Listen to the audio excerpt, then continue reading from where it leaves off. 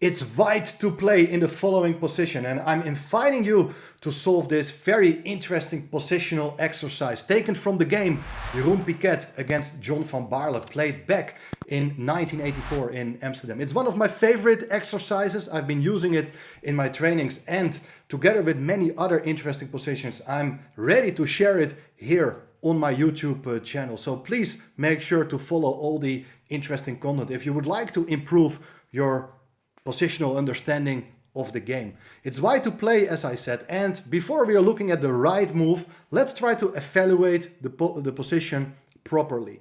Well, what do we look at? First, we look at the material. How is the material? Material is even, so no advantage for either side. But then we are going to looking at the pieces. Which pieces are better than the others? Well, to me, it seems that white's pieces in general, they are more active. Look at the rooks on the open file. If you compare them with the black rooks are incredibly passive, not able to do anything.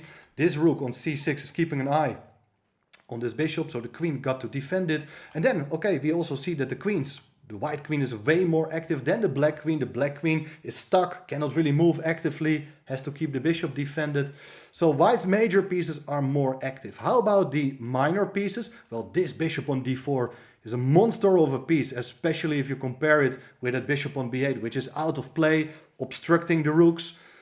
So dark squared bishops, white is better. Light squared bishops, it's the same. Bishop on e6 is a very passive piece, being blocked by its own pawns. The bishop on e2 cannot do too much though, but definitely it's not getting hindered by its own pawns. Then we are looking at the knights, and we see that the knights, they are not that impressive at all. Then we are looking at the king safety. Well, at the moment, both kings, they seem to be relatively safe. But it should be added that in the long run, if white succeeds in infiltrating into black's position, seems to me at least that the black king is more vulnerable because the pawns are no longer placed on the 7th rank. Potentially, the black king side contains more weaknesses than white's king side. So that's also very important. We already briefly mentioned also the pawn structure. Well, the pawn structure is that black has an extra pawn in the center, but that pawn has been blocked by the bishop on d4. This is a fantastic piece. And white has a 2 versus 1 on the queen side. So it's very tempting trying to play on that side of the board. Try to play on the side where you're better than your opponent. That is actually very interesting. Keep that in mind. So I've been offering this position to most of my students, and I'm going to show you a few ideas my students have been trying out against me before I'm going to give you the solution. First move, which comes into consideration, is something like rook to c8. Well, with rook c8, you're trying to enter with your rook, and of course, if black is gonna take, you take back with the rook, and it's mission accomplished. However, black doesn't have to take, will play instead here the move bishop to d6. So now the rooks are connected again, and if you do swap the rooks, I don't think white has accomplished anything by trading of the rook from c6 versus the rook on d8. Let's take it back. This brings us to a very important point, that your pieces are better. You are having the initiative as white. You don't want to trade off these rooks. So that's the first wrong plan. Well, then there are a lot of other ideas as well. For instance, you can think, okay, let's play the move a4. Let's try to bring up the pawn. Nothing wrong with it. But in general, I'm not sure if white is supposed to play on the side where it's stronger, because black's pieces are also placed on that side of the board. If you're trying to make progress there, there is a chance that pieces are getting swapped, and that's exactly what the defender tries to do. So a4 is not a bad move. White is clearly better in that case as well, but it's not the move I'm looking for. And the same can actually be said for this move, b5, b6. So you're trying to use that advanced pawn in order to open up the position there, but in fact, the result is counter-effective, as after e takes b6, bishop takes b6, knight takes b6, you're trading off the wrong pieces. If you take with a rook now, look at black's pieces, they're coming alive. The bishop is now all of a sudden on a fantastic open diagonal. If the rook moves, you're gonna play d4. If rook to b7, you can just block with the rook on d7, and black all of a sudden is just much better. So another very nice illustration of how things can even go wrong for white if you're playing carelessly. So then we understand that immediate action doesn't work. And I have already mentioned that white's king is potentially safer than black's. And then once you start thinking about what is vulnerable in the opponent's position, you start looking, hey, the king is vulnerable. And a lot of my students, they are thinking, okay, look at this pawn. I can sacrifice a piece and open up the king side. That's very tempting continuation. But once you're sacrificing material, you create a huge responsibility for yourself. You got to prove that you get sufficient compensation. I think, considering the position white has here, that is very impractical, makes no sense at all. Then let's try to take one step back. We have already analyzed our pieces, but one piece was not very impressive at all at this point, and that is the knight on g3. Once you realize that knight is not good, people start thinking, okay, let's move the knight back into the game. So most of my students think, okay, let's put a knight on f1, and then let's go to d2 and try to bring it to the queen side. Well, that is one idea, but first of all, it's going to take a long time, and we have already stated that it's far from clear whether the knight is, if the knight is doing well on that side of the board, because maybe white doesn't want to break through there. So instead of moving the knight away to the first obvious square, I would like to teach you that it's not about where the knight can go to, but where the knight wants to be in the end. So let's forget about knight f1. Let's think now, what is the most ideal square for the knight to be on the board? And then you think, hey, that knight would like to be close to the king. And the g5 square, it's a weak spot, because it's a weak spot as the black pawns are unable to cover that square any longer. And white protects it with its own pawn. So if you can get a knight on g5, that would be fantastic news. So in the game, 14-year-old Jeroen Piquet played here fantastic move, knight to h1. Of course, this is not the first move you're thinking of, but it really shows the thinking process, how to improve your own position without enabling the opponent to generate counterplay. Black is kind of stuck and should try to find a way to get back into the game. Now there are various moves.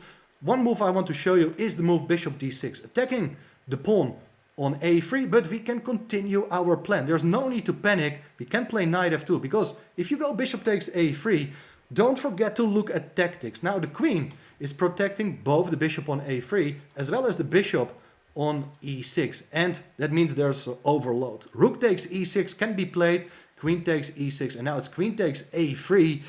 We have two minor pieces versus a rook with an overwhelming advantage. For instance, rook c6 can be played, attacking the queen. The knight is still on its way to g5.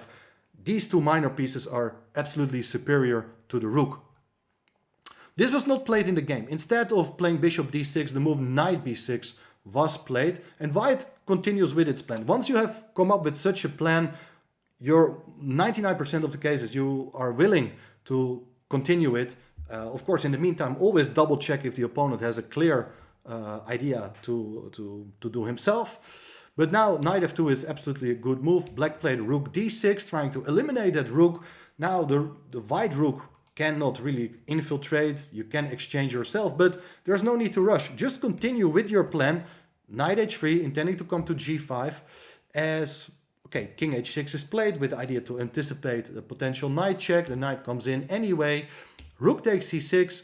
Now, interesting moment. Are you going to take with the pawn or with the rook? Well, if you take with the pawn, black is going to move its bishop and try to consolidate its position. Things are not simple at all, because how are you going to promote that passed pawn? Let's take it back. Instead, taking with the rook, playing for activity makes a lot of more sense, because now, thanks to the knight on g5 and the rook on c6, the bishop is under threat. Now, black played here the move bishop d6, and I think it's time to take a pause again. Let's have a look what is happening. One pair of rooks have been exchanged. White has managed to get its knight on g5.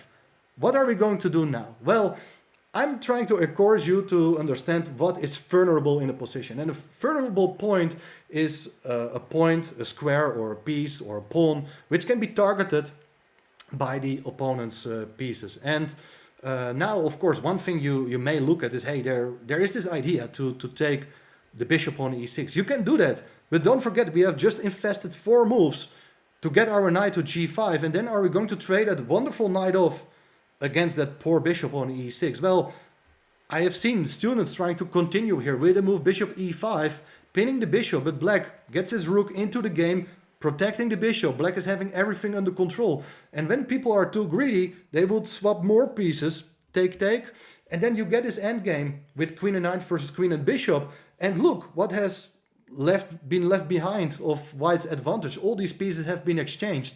I think that is absolutely wrong strategy. When you're having the initiative, try to maintain it or even try to intensify the pressure on the opponent's pieces. What is vulnerable in black's position? Of course, the king. The king doesn't have any squares to go to. So imagine if you can give a check, it would be almost checkmate. Second thing, the queen. The queen is a really bad piece at this point because it can only defend its own bishops. It has defensive tasks and cannot become active herself.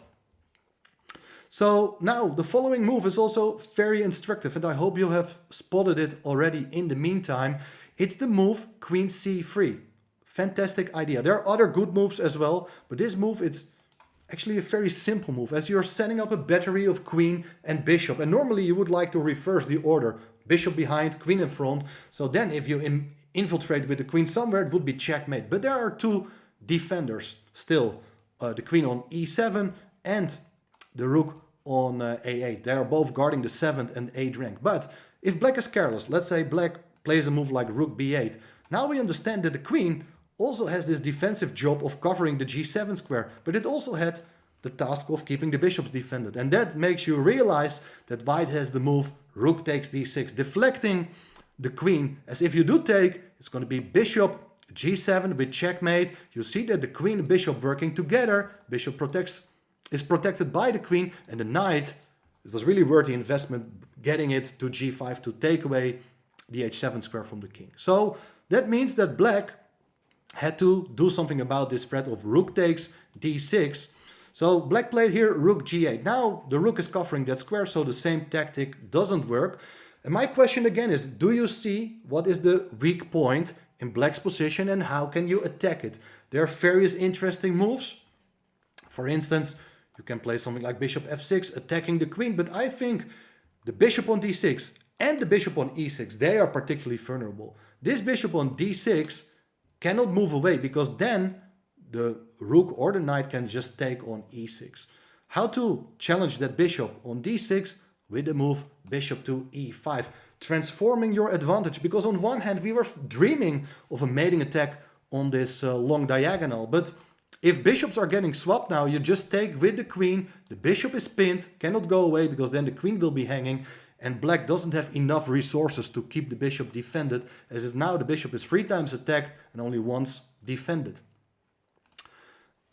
Black is in deep trouble, if not just completely lost. Van Baarle played here the move rook to c8, hoping to trade off more pieces, but now bishop takes d6, played your attacking the queen on e7.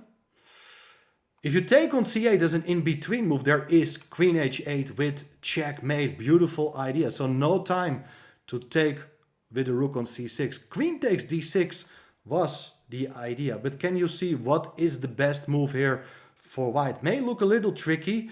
You can just capture the queen. That is correct. Rook takes d6 is possible. Then black can take the white queen.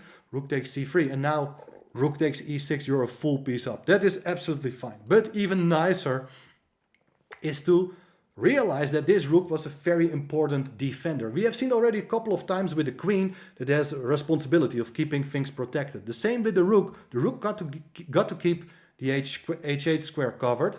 But now it's rook takes c8. And if you would recapture with the knight, there is queen h8 with checkmate. This is the triumph of our strategy. Thanks to the knight, the weakened dark squares, we have managed to launch a devastating mating attack. No rush at all, no need to play on the queen side. We played on the side where the opponent was just way weaker, more vulnerable than our pieces are. So it's not only about playing on the side where you are stronger, it's about playing on the side where your opponent is unable to help out in defense. After rook takes c8, black played a desperate move d4, counterattacking the queen. Rook is still hanging, but now queen c7 is a good move, offering the exchange of queens, threatening checkmate. Black play the move queen d7, and there are many ways to convert. But after rook h8, it's game over. White is a rook up. Black resigned here because if the king goes to g7, you can just pick up the queen with rook h7, rook takes d7. But I'm pretty sure that 14-year-old Jeroen Piquet has also seen that he can just give checkmate in one with the move queen e5. Beautiful mating pattern with the 3 pieces, but okay, the end of the game was not too relevant.